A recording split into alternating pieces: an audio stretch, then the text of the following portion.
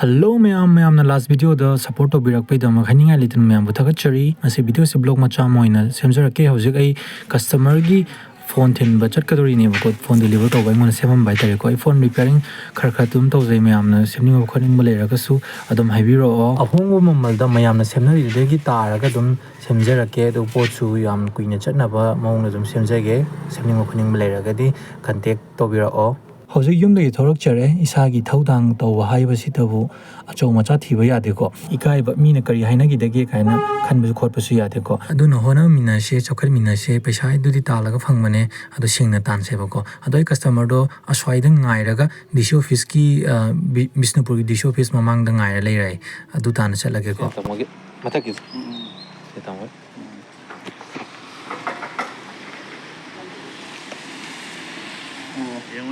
yang tamai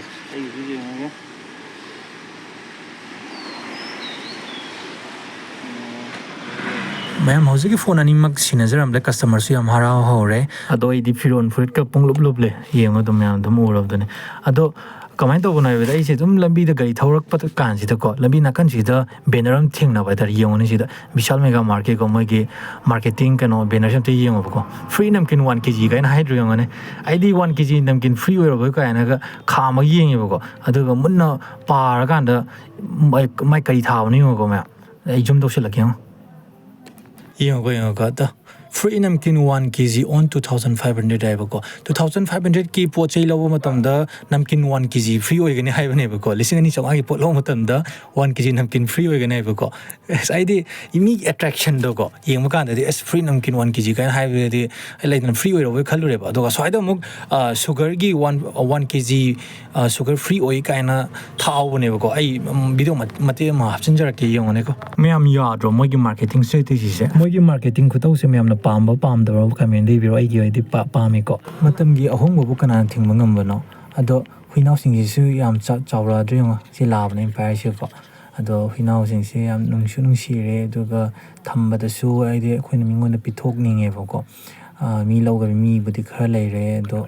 mayam na pambira ga su comment da haibiro dum mayam da edum mamal gi na tabi dum pithok cheke ko hangoi chal kata la lava chale tik la kisu kibi sang su tan bi la